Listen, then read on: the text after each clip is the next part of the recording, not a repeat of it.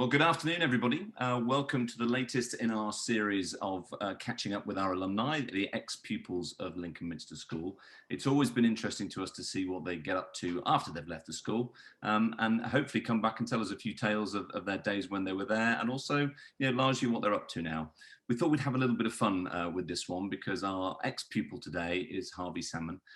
He's in the kitchen. You can see him to my left. I don't know how you're seeing this.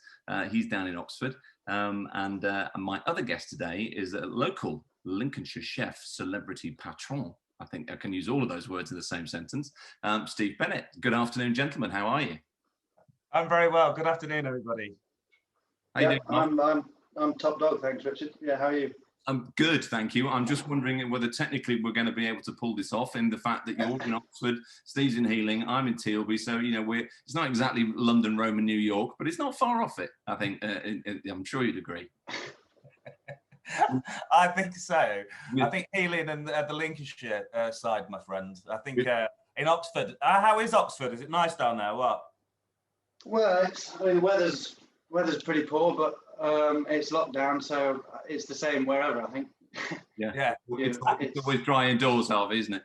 It is, yeah. I'm spending a lot of time inside, apart from the runs and the exercise. Well, the nice thing is, go on, sorry. So, is he doing a lot of cooking then at home? I am, yeah. Yeah, well, I've got a lot of work on, so I've got to be quick with my food. So I tend to come downstairs and quickly. Luckily, I've got a lot of fish supply, so I do a quick haddock dish, and it's all over. And then my hunger has been dealt with, and I'm back to work, I'm afraid. Well, do you know what? It's nice to hear a student that actually comes downstairs. So well done for that. So listen, gentlemen, the plan today, for those of you that don't know, by the way, I should explain that Harvey's family owned the award-winning smoked fish company Alfred Enderby on Grimsby Docks, one of the most famous fish companies, thank you, Steve, out there, producing the most beautiful smoked fish. I've got a little video as well to show you later on of the smokehouse. So while these guys are busy prepping, we'll play a bit of that. But Harvey's family own Enderby's fish, and we thought it might be quite a bit of fun today to see how good he is at cooking it. So welcome to what we're calling Minster Chef. I know I got into trouble for coming up with that, but we'll wait for the lawyers to break into my house. And Steve is going to very kindly, hopefully, talk Harvey through the preparation of an Alfred Enderby smoked fish pie. Steve, over to you. There we go. So, cooking skills, Harvey. Well, what do you normally cook at home so that I can get a bit of a gist on what you kind of do? Because I'm limited to salmon and haddock, I tend to do the sort of kedgeree dish. Yep, cool. Which is quite easy. I do that, a cream dish where I basically poach it in cream, kind of, which is quite bad. And I have noodles, low fat, yeah. And then, but I mean, noodles, stir fries, all those. I mean, it's a low cost diet, and it's bob on. When you say you're limited to smoked salmon or smoked haddock, Harvey, is that legally from your parents that they won't let you eat anything? Well, I mean, for me to save money, I get fish sent to me from mum and dad. So I mean, it's a great diet to have. It's a good protein source. Yeah. So I can't complain really. And I think Steve, all my housemates love it. Steve, that's what you call a first world problem, isn't it? When your mum and dad send you smoked salmon. Exactly. I was just thinking. I was like, the irony. Like, what a care package to get. Yeah, I'm just going to get some. Like, I think when my daughter went to Leeds, she'd just be eating pot noodles and thing, even though I'd be like, yeah, but it'll probably work out more expensive when when you're eating these meal deals and stuff like that. I'm cutting down my budget to well, with the fish provided, I do a weekly shop of £15 to £20. So yeah. So what you're saying, Harvey, is I think what I'm hearing is Alfred Enderby presents real value. Well, there's that, yeah. There is that. But yeah. Good, right, come on then, cook us something interesting. Right, let's go. So your potatoes are boiling, so are they nearly ready to be mashed? So I think we're there, yeah. So if you want to mash them, and I'll just ask I'll just talk through what we're going to be doing, because I pre-done my mash just to speed the process up. So just peel waxy potatoes, something like a Maris Piper, and then just mash them, rough mash, and then a little bit of butter and a little bit of milk. It does not need to be wet mash, because the plan will be to add a cheese into it and then some herbs, and then we'll pipe it on. If you haven't got a piping bag, we can just spread it on anyway. So the trick behind this, the smoked haddock, one thing that people don't know is this is a 100-year-old smokehouse. They smoke it overnight in a 100-year-old chimney. So from Grimsby and the heritage, it's just incredible product. And it's got the, and people have to remember as well, is now we've got our waters back, etc., etc. We need to eat more fish anyway. You know, per capita per nation, we actually eat less than Europeans, but we catch fish. I didn't know that, Steve. Yeah, it's just it's quite bizarre, really. But people have to remember as well, fish is an actual quick meal. Like you were saying earlier, it's very much that is a really quick meal to do. You can knock it up in 10, 15 minutes. This fish pie from start to finish will only take 10 to 15, 20 minutes max. So fish, we have to remember, is it's hunted. It's a hunted product still, you know, and the fishermen go out, they go, it's a wild product. It's from the seas. We have to remember our seas as well are still a very natural source of our food. And if, as a whole, the country eats more fish, local economy-wise, for Grimsby is huge. There's 70 fish fans that go out of Grimsby up and down the nation. So that one sort of 0.5% we eat more fish actually will have a massive impact on our industry and the economy. Well, I'll tell you what, Steve, while Harvey's mashing his potatoes there, I've got a little video that I'm going to share, which shows you the smokehouse and where the fish has come from. And I think Harvey might recognise the tour guide. So let's see if I can get this on here. And play. What handsome chap he is, eh? While you're mashing. We start here filleting whole fish bought from the fish market. They then go into a brine tank, saltwater brine, and after that, later on this morning, they'll go inside these smokehouses. If we go upstairs, we can see these smokehouses from another angle. So in the morning, we come up here and we take the fish that we put in downstairs inside these houses here. And you can see the fish there. And we take them out from the bottom, the lowest part up, and hang them on these horses here, and then pack them into 3-kilo boxes for dispatch. So these are all the houses here. That's Marco Pierre White's house, because he's a huge fan, and you can see the fish inside the house. This has been smoking for 16 hours overnight, and this is the buildup of tar from over 100 years of smoking. Really, really unique, and that's where we get great flavour from, and beautiful quality smoked fish. So happy days, enjoy. There we go. Who was that man? With a name like Salmon, come on, you must have had.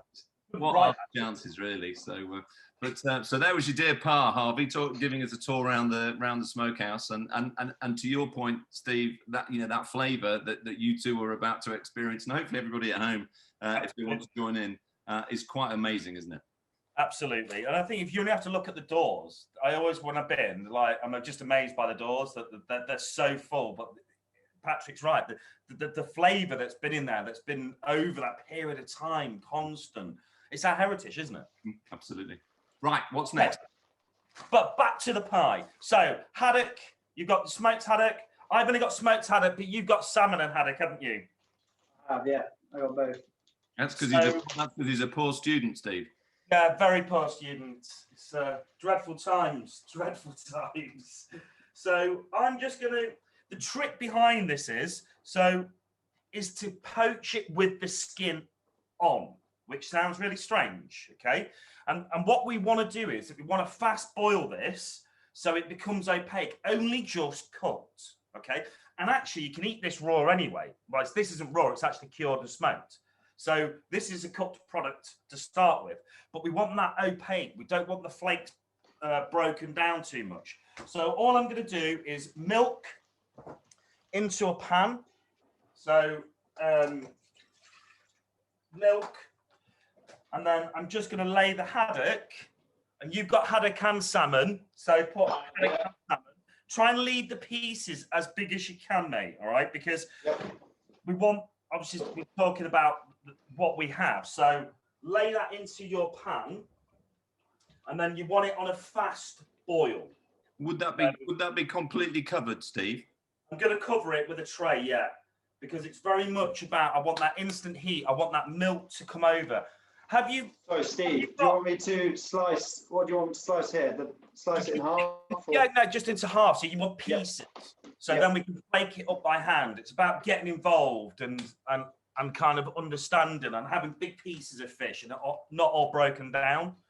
So yeah, bang that into the pan. And then have you got any onion? Yeah, I've got some spring onion here, yeah. Yeah, just get the tops of the spring onion, so the bits you wouldn't normally use. And we're just going to slightly flavour it. So I've got some, and this is important. These look quite dead, they're a bit dry, they've been in the fridge for ages. I'm going to use them. There's nothing wrong with it because you can still get flavour out of it. And people have a real bad mistake of going, oh, that's a bit limp. That looks a bit rubbish.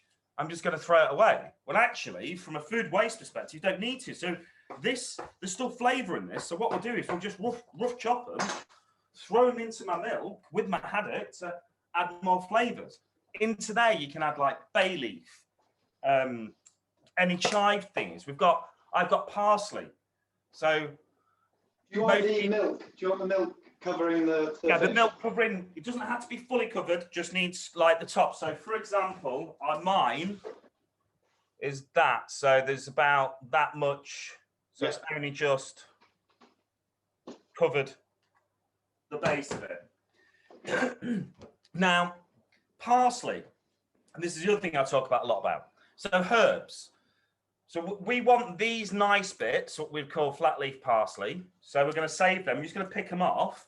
But then what happens is, what do you normally do with all these stalks? You normally throw them in the bin, don't you? Because they're no good. So what you do is snap them up, throw them into the milk. Adds more flavour. So, like you say, like little cloak, like it's about, because you're going to use this milk afterwards to make the fish sauce from. So I'm going to put a lid on that now. So I've got my haddock with my milk and my flavourings in that milk. Does that make sense? Are you still with me? I'm with you. Yeah. We're still with me. We're on it. Right. Harvey, I'm curious to know whether you actually did any cooking when you were at school, when you were at Lincoln Minster. Yeah, I did. Yeah, we home ec with Mr. Freckleton. Freckleton, who will be watching this, by the way. So, he's taught me how to slice the onions the most effective way. Good lad. The thing is, it's quite strange because, like, home ec now is not a subject that gets taught in main schools because a lot of them have taken the kitchens out. So this is where we have a real problem from an education point of view for students going away. They don't know how to cook. They don't know how to kind of feed themselves. So, and from a cost perspective, actually, us as a nation have forgotten what to do, like with food waste, with whatever it would be. Things you picked up from your parents, grandparents, has all been forgotten. You know, so very true. Notice that has come up. So mine fish is boiled. So it's come up. So the milk's come up, so it's only just cooked. I'm going to strain this out, but what I'm doing is I want to keep the milk. The milk is for the sauce. So I'm straining off on here, if you can see. It's quite difficult with a computer. So I've just got a strainer. I'm putting the haddock and all my bits into there, okay? And then I'm just going to put that to the side. So I've got haddock and my flavourings there, and then I've got my milk underneath. The milk, none of this is going to be thrown, it's going to be used. So that's really important. So the next part of what we do while that's cooking is that we're going to make a roux, a white sauce. So to make a white sauce, it's a bit tricky. You need what people, when they make it, it makes it lumpy or this and that. It's about making sure your milk is hot enough for you to start mixing in. So to make a brown roux is what we're going to do. So you need 25 grams of butter into a pan. Okay. And then you would just let that heat up to melt. The butter has to melt for you to incorporate the flour into that to make the sauce. And what this is tradition, what we would use as a bechamel sauce. So a white sauce that you could put into like a chicken pie, but I've flavored that milk with fish, so obviously it's going into a fish sauce. So it's all about adding them flavors and them levels. Question, Steve. Sorry, Yep. Harvey, are you all right there, Harv? Yeah, I'm whizzing away. Cool. So you said bechamel sauce there. I mean, that's, and I don't know much about cooking, to be honest, other than the odd bit, but that's kind of a basis for lots of things like lasagna and yeah, is that, am I right in saying that? Yeah, it's part of this mother, in cooking you get taught mother sauces, hollandaise, bechamel and everything else, and everything's a derivative of a mother sauce. So, and that's what you get taught in classical French cooking. Yeah. Because, and that's where my background came from. So, for example, I've got my butter now melted. I don't want to take it too far, and I don't want too much heat in that pan, and that's really important because what will happen now is once we start working this, is that the butter, if you want a darker roux, then you would then burn the butter slightly to a nut. Mm. So there's different levels you can take that to. So we're just going to add about 25 grams, just so flour, plain flour. You can add gluten-free flour to make it gluten-free. When you do a gluten-free flour to this mix, you may have to add some xanthan gum because the gluten is what is the building block in the flour, okay? So when you're using gluten-free flour, you have to add xanthan gum to give it more, because you've taken all the structure out of the flour, basically. Yep. Okay. Can I just say, I'm really impressed by how prepared Harvey is, because I was expecting you to say, now we add the flour and he just nips to cost cutter to get some. So he's actually, you're doing a grand job. So, Harvey, have you got your butter and flour? Yeah, just adding it slowly now. So basically what you should be ending up with is a paste. Yep. Yeah? Not quite there yet, a bit more liquid than you. Yeah. So you don't put any liquid in yet, and you just want to kind of just keep that ticking over. Yeah.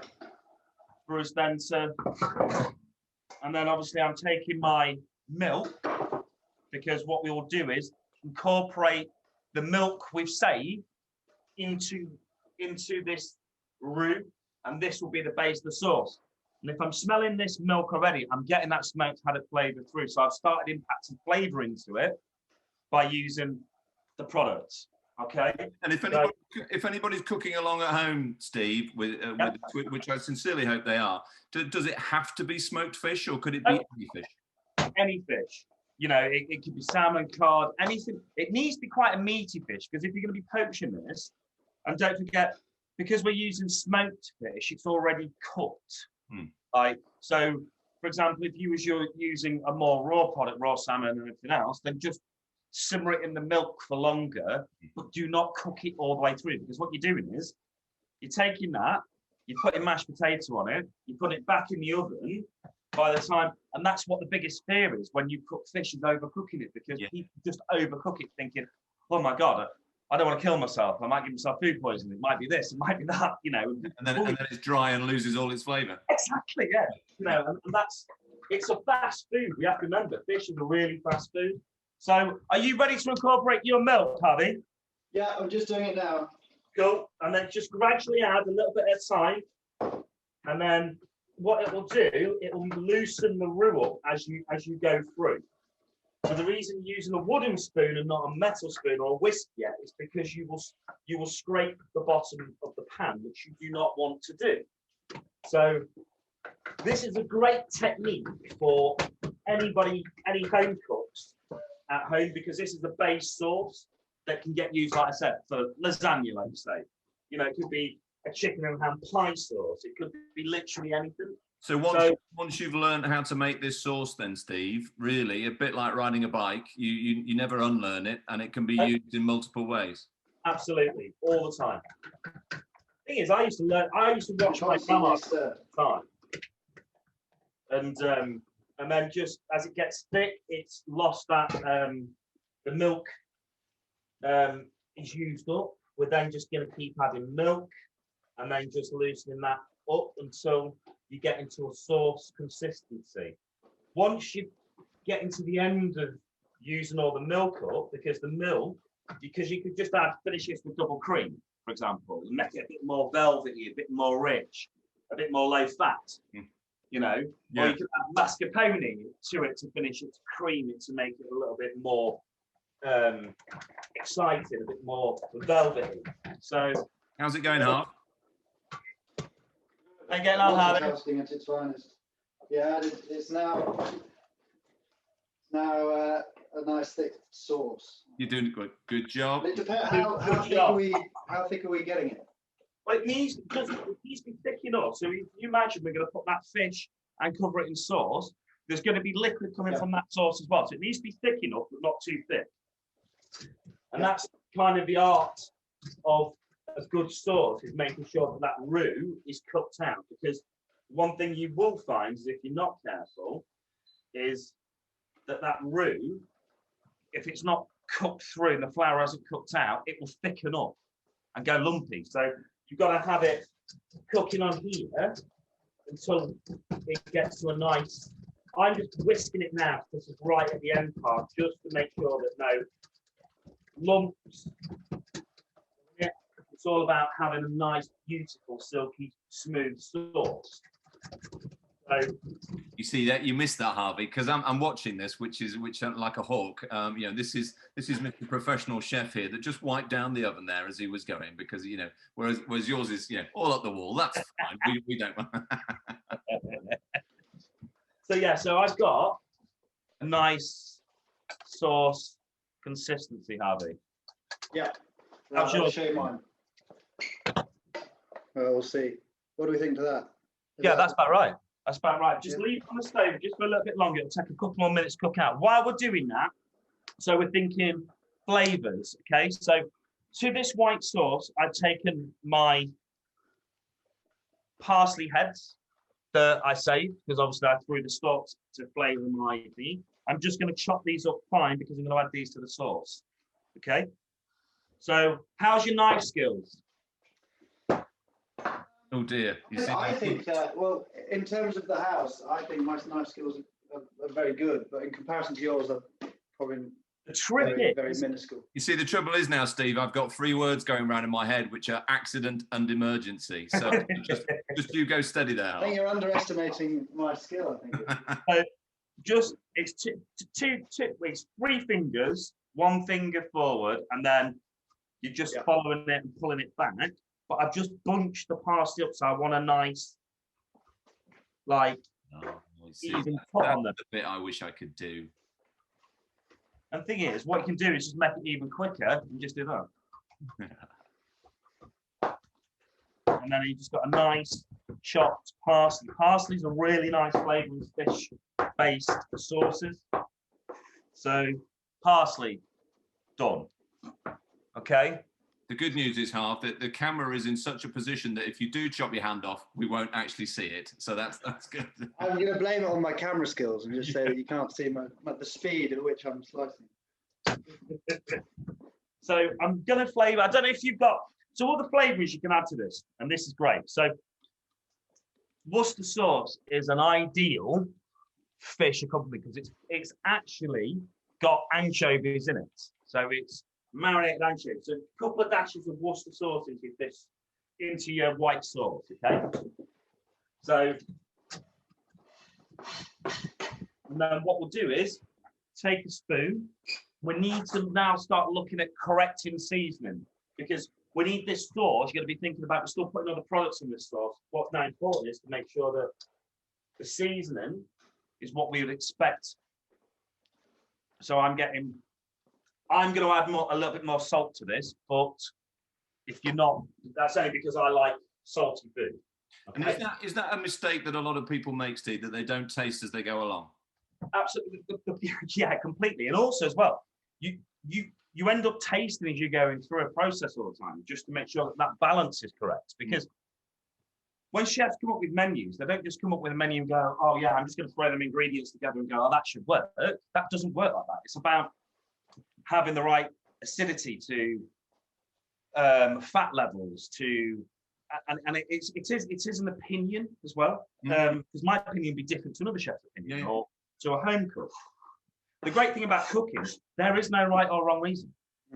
It's what you like, you know. I mean, this is my years in the wine business. Same thing. It's what you like is what's good, isn't it? Exactly. Nobody can say it was a dreadful or crappy wine if that's what you like, and that's your opinion. Because that's how.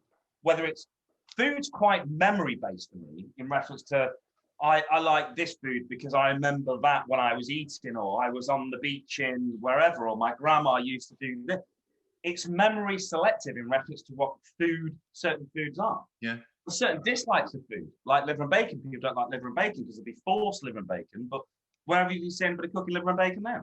Yeah, exactly. You know, so lemon or lime. So a grater, you get a box grater, you get all these different like levels on. So obviously a traditional cheese one, and then there's a medium fine one, and then you're looking at this one, which is a fine one.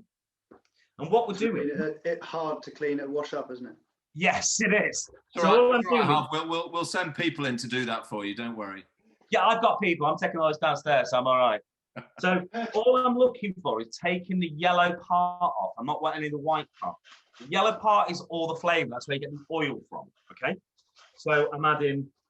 So I'm just going around this, and then I'm just going to tap that into my fish sauce. So, and then take some off the board and add that to my fish sauce. So we've got a beautiful, nice sauce here that's quite thick because we have to remember it needs to be thick because we're adding the fish to it, which is a wet product.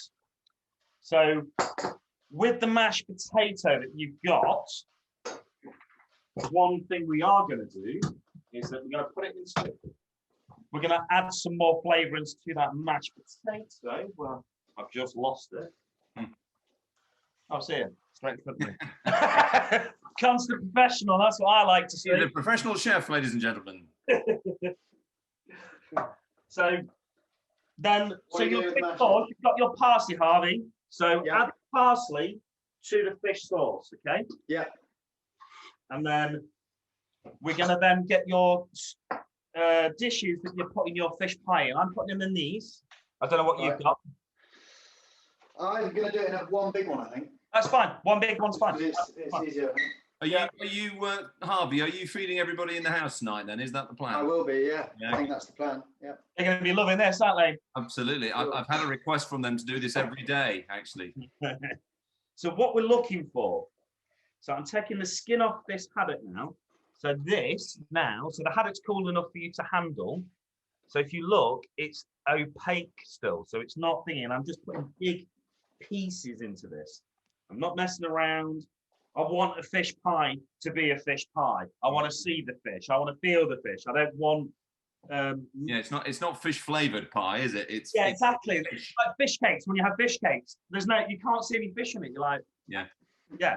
If I wanted that, I would just go to the supermarket and buy one. But and I think that's a lot of people's experience, Steve. Of course, of fish pie is of bought fish pie, and you know, largely speaking, you don't get this sort of. When I say rough, I don't mean it in a bad way. I mean it in a good way. Rough bits of fish, which is where all the flavour is, isn't it? Absolutely, absolutely. So I've got some king prawns. I'm just going to throw them straight on the top, still raw, and we have to remember as well, it's still going to cook. It's not like I don't have to cook these to add them to get them cooking again because they're going to go into the oven. So then I'm going to add garden peas straight into this as well. So I'm adding straight into the pie, into the sauce. Straight into the pie. I want it because I want loads of them. I don't want if I put it in the sauce, I'm going to lose it. I want it in my pie. True. Okay? So you can add sweet corn to this. You can add, so, you know, literally products that, you know, don't hold a massive amount of water. And then I'm just going to pour the sauce. Let me just move this down slightly, people. So the sauce is going over that's quite thick, but it needs to be thick, remember, because this will, there'll be water coming out of the prawns, there'll be water coming out of that haddock. It's not water, it's flavour. Yeah. So that will thin the sauce down as well. A lot of people make mistakes by going, oh, my sauce needs to be this. And when it literally, they can just tip it out because they've made the sauce too thin. Okay. Yeah. So I've now got my mash that I'm just in here. So where are you up to, Harvey? Talk to me. I'm nearly with you, but I'm a bit behind. Just got the sauce going in. Sauce going in. Is there anything we do with the lemon? Or are we using that for a regular? No, I'm going to show you another little trick afterwards with that. Okay. And it's going to be kind of a bit of a garnish type thing. Now, with this, so you've got your mashed potato that you've mashed already. Now, instead of us, so for example, that sauce you can make into a cheese sauce and add cheese into that sauce. To me, what lends itself really well, so I've got Lincolnshire poacher, which are really, really mature cheddar, okay? Another Lincoln Minster family, by the way. There we go, look, you see? Well done. I must have known, you must have briefed me. So that is being grated into the potato. I always think cheese and potato is such a great combination. I also think as well, when you're doing a fish pie, if you add that to your sauce, you're losing, like, it's a level over a level. So for example, your haddock, your fish sauce, you flavoured that sauce with that haddock, you really want the cheese that you can taste, because it's a powerful flavour, into something that's quite neutral, like potato. And that's kind of my thought process when I kind of do things, if that makes sense. Yeah, totally. And like I say, but that's just my opinion. Like, you can add mustard to this if that's what you wanted, that thing. And I'm just gonna work this potato. You're almost level pegging, you two. I'm watching both of you at the same time, and Harv just finished grating his cheese. You nearly, you know, if this was a race, it would be an interesting. All over it, wouldn't he? So that's going into that.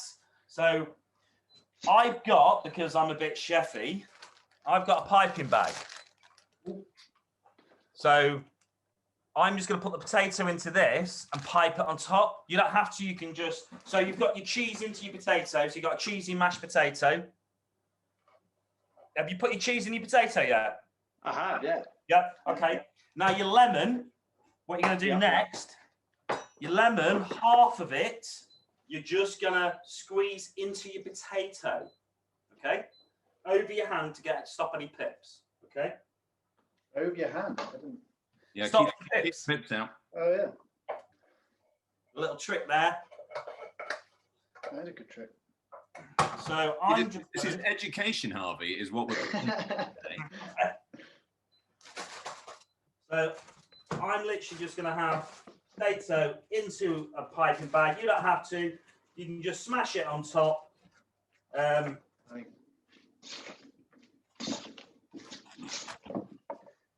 then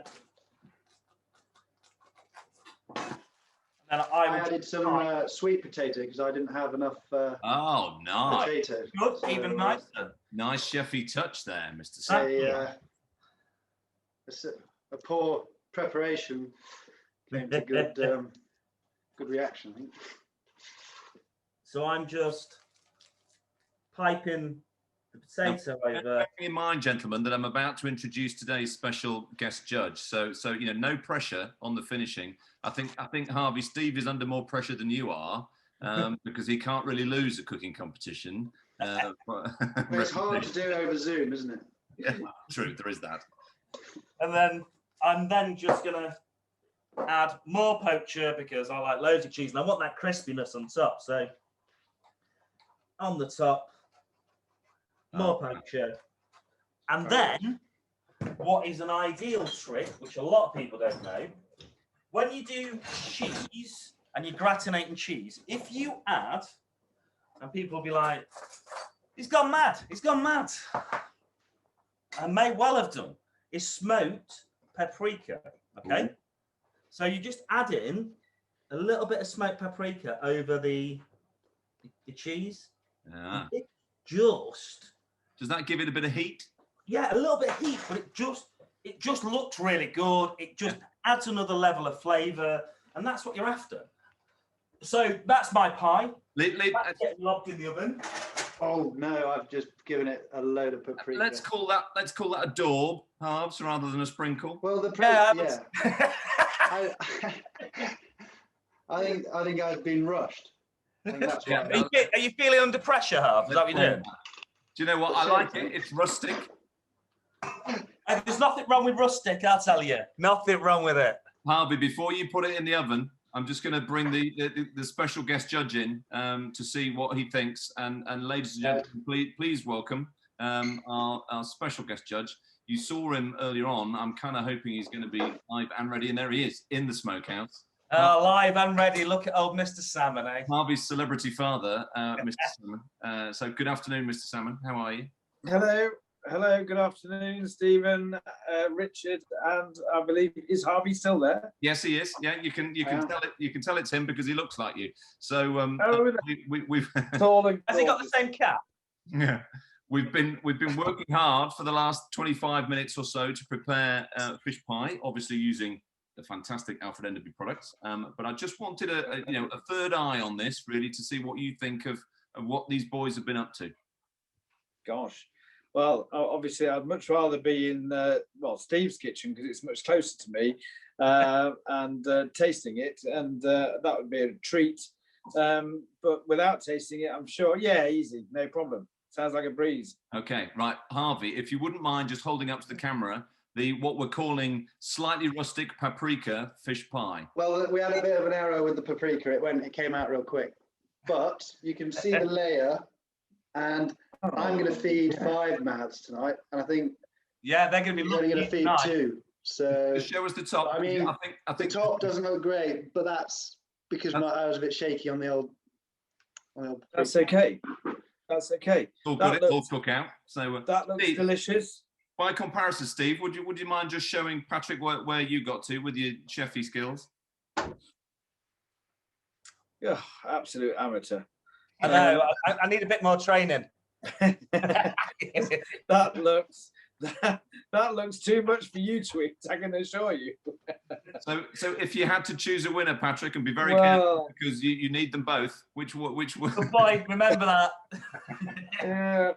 Customer, loyal, local, celebrity chef, customer, genius, and all-round good egg, and his wife's particularly gorgeous.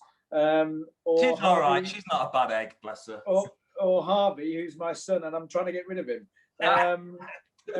Because remember, people, if you look after your children too much, they never ever go away, and that would be wrong on every level.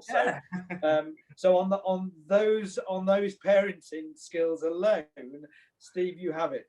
Harvey, however, a silver position is always quite a nice position to be in, not least because it gives you something to aim for, and it's not bronze. So well done, you. Good effort, and I think no, that's fine. That'll go in a minute. You're in the medals, Harvey, which is good. You're in the medals, yeah. Well, Patrick, thank you so much for joining us. I know you're a busy boy. I really appreciate your time. Thank you for your wonderful pleasure today. We'll let you go and take that order off the phone, and we'll. Well done, everybody. We'll see you soon. Well done, and remember that fish is a genuine fast food. And despite the fact that making fish pie is reasonably, complicated-ish, and I don't think it is, by the way. I think it's a walk in the park. Fish is a fast food, and everybody should be eating it. And fast food, very healthy and great for you. So let's eat more fish. That's the key message, I think. Take-home message.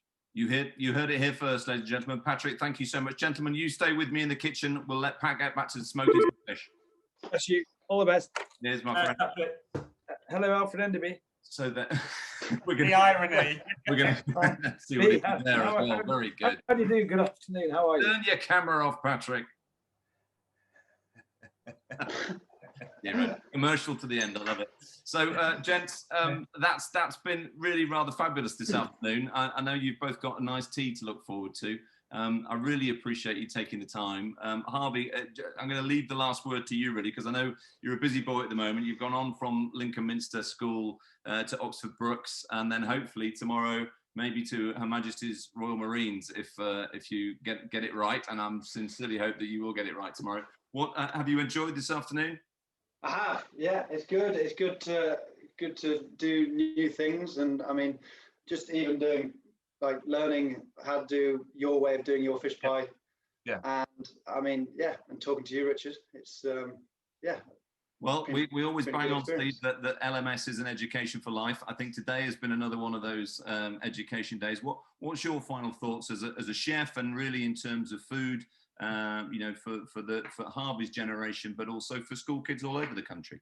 Yeah, I think there is a future. What we have to remember is where food came from, and actually we need to educate people more. We need to get back into schools and kind of show what food's more about, and actual local sustainable food, but actually buying food in season, which is massively forgotten with Tesco's now. So you can buy asparagus all year, when actually English asparagus season is 6 weeks.